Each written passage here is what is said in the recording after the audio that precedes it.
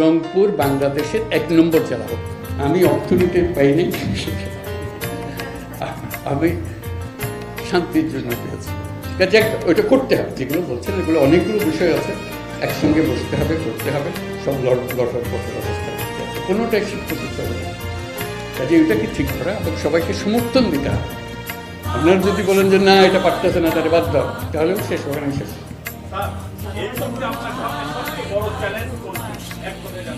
একতা, নিজেদের মধ্যে একতা, এটি হয়েছে।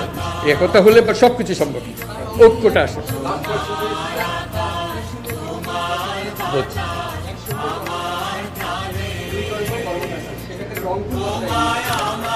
সবাই এগিয়ে থাকবে। আমি কর্মসংস্থান সরকার করে দেবো এটার কথা বলতেছি না তো।